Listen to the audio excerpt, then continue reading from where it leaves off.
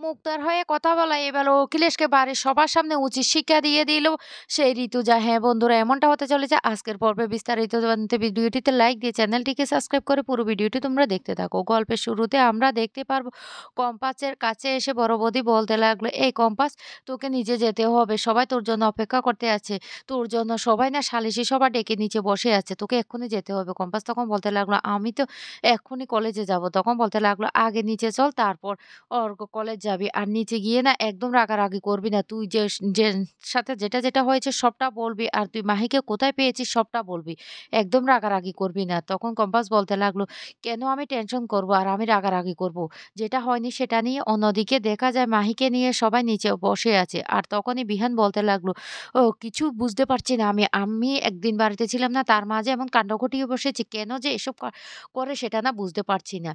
এই বললে তখন ঋতুজা বলতে লাগলো, "শুনো বিহান, আজকাল আমার ছেলে যে এমন আচরণ করবে উদ্ধত্যপূর্ণ সেটা আমি না ভাবতেও পারিনি। আমি ভেবেছিলাম অখিলেশের ছেলে হলে কি হবে? আমার ছেলের বিবেচনা কিছু একটা আছে। কিন্তু আমার ছেলে যে দিন, দিন এতটা অধঃপতন হয়ে যাচ্ছে সেটা না আমাকে ভাবতেও এখন লজ্জা লাগছে। আমি আমার ছেলের থেকে এটুকু আশা করিনি।" তখন অখিলেশ আর কোনো কথাই বলে না, চুপচাপ দাঁড়িয়ে থাকে। এদিকে মাহি ভয় পাতে থাকে।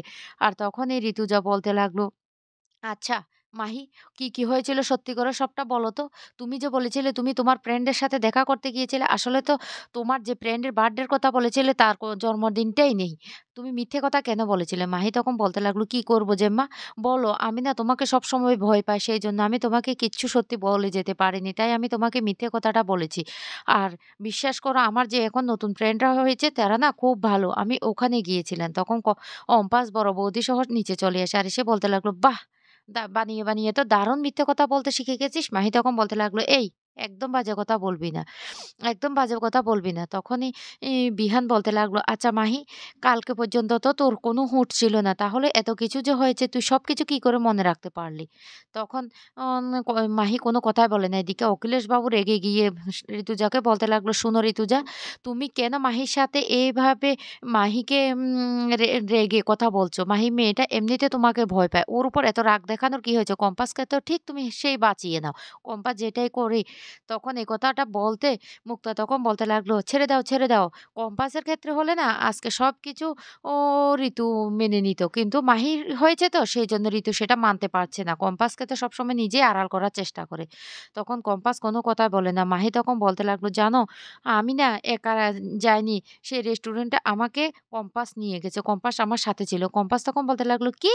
আমি তোমার সাথে ছিলাম?" মাহি তখন বলতে লাগলো, "হ্যাঁ, তুমিই তো আমার সাথে ছিলে। তুমিই তো আমাকে নিয়ে গিয়েছিলে।" তখনই অবাক হয়ে যায় সেই এই মাহির মা। মাহির মা তখন বলতে লাগলো, "মাহি, তুই যে মিথ্যে কথা বলছিস সেটা আমি বেশ ভালো করে জানি।" ঋতু তখন বলতে লাগলো, "হ্যাঁ, তারপরটা বলো। কি হয়েছে সেটা বলো। তোমার সাথে কি হয়েছে তুমি সবটা সবাইকে খুলে বলো। তারপর আমরা শুনি।" মাহি তখন বলতে লাগলো, "জানো, আমি না আমার বন্ধুদের সাথে দেখা করতে গিয়েছিলাম। আমার বন্ধুরা খুব ভালো। বন্ধুদের সাথে গল্প করে আমি তো বাড়ি ফিরছিলাম। আর তখনই কম্পাসের সাথে আমার দেখা হয়ে যায়।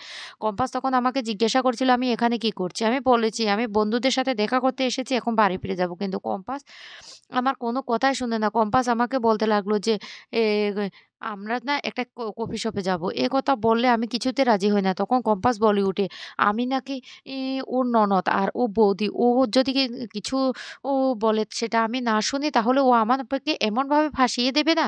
তখন একথা শোনার সাথে কম্পাস হেসে উঠে আর বলতে লাগলো, "বাহ! মাহি, এ তাহলে তোর সবকিছু মনে আছে? তাহলে একটা কথা বলতো যে আমরা অটোতে করে গিয়েছিলাম, সেই অটোতে আমি কোন দিকে বসেছিলাম? কারণ সবকিছু তো তোর মনে আছে। অটোতে বসা পর্যন্ত তোর মনে আছে। তাহলে?"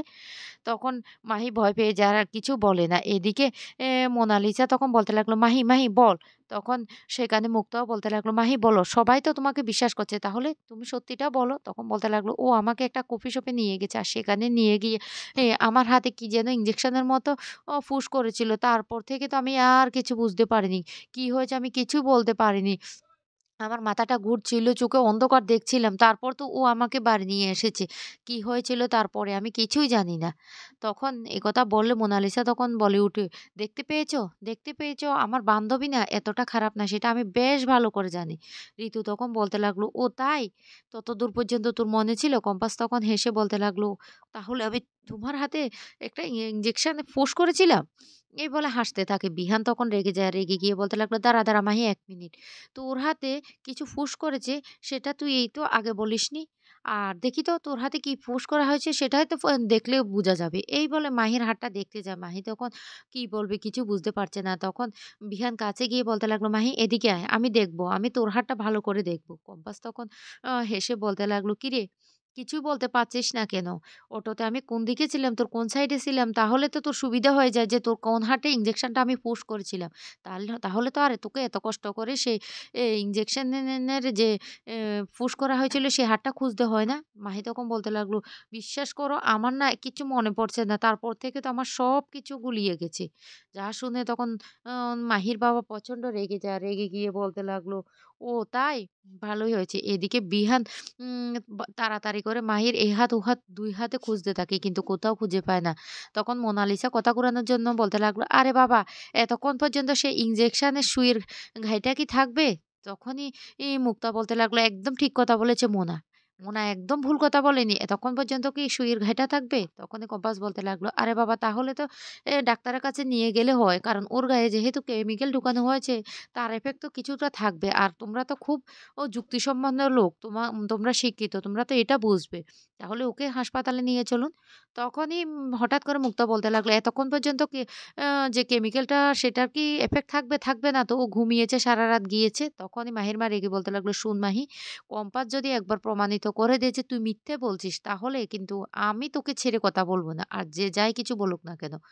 তখনই মাহি বলতে লাগলো, "না, আমি কোনো মিথ্যে কথা বলছি না। কম্পাসে আমাকে ওখানে নিয়ে গিয়েছিল।" তখন হঠাৎ করে মুক্তা বলতে লাগলো, "এ মেয়ে তুমি এত বাড়াবাড়ি করছো কেন? কেন এত বাড়াবাড়ি করছো?" তখন কম্পাস রেগে যায়। রেগে গিয়ে বলতে লাগলো, "শুনুন, আপনি আপনার জায়গায় থাকুন। আপনাকে তো আমি কিছু বলতে বলছি না কারণ আপনি ওখানে ছিলেন না। আমি শুধু মাহিকে একটা কথা বলতে এসেছি।" তখন মোনালিসা বলতে লাগলো, "তুই আবার কি বলবি রে? তুই সবসময় মাহিকে সহ্য করতে পারিস না। কারণ মাহি আমার ফ্রেন্ড সেইজন্য তুই মাহির পিছনে লাগার চেষ্টা করছিস। এমনিতে ভেজা বেড়াল হয়ে থাকিসনি। আর সবসময় মাহির কোন দিক দিয়ে ক্ষতি করবি সেইজন্য তো এত বড় কাজটা করেছিস।" তখনই মাহির বাবা বলতে লাগলো, "আমি পুলিশে দেব। পুলিশে দেব আমি ওকে।" এই কথা বলে কম্পাস তখন বলতে লাগলো, "তাহলে তো আপনার মেয়ে ফেঁসে যাবে। কারণ আপনার মেয়ে যে কফি শপটার কথা বলেছে সেটা অনেক বড়। আর সেখানে ক্যামেরা আছে। আর সেখানে স্পষ্ট ধরা পড়ে যাবে মাহির সাথে কি আমি ছিলাম না কে ছিল। আর মাহি তোকে একটা কথা বলে রাখ, তোর মুখ থেকে আজকে যেটা শুনলাম না তারপর থেকে একজন ভালো মানুষ না কোনোদিন কেউ বিপদে পড়লে আর সাহায্য করার জন্য এগিয়ে যাবে না। তোকে তবে একটা কথা বলি, তুই ওই তখন ড্রিংকস করেছিলি। তোর কিছুই মনে ছিল না।"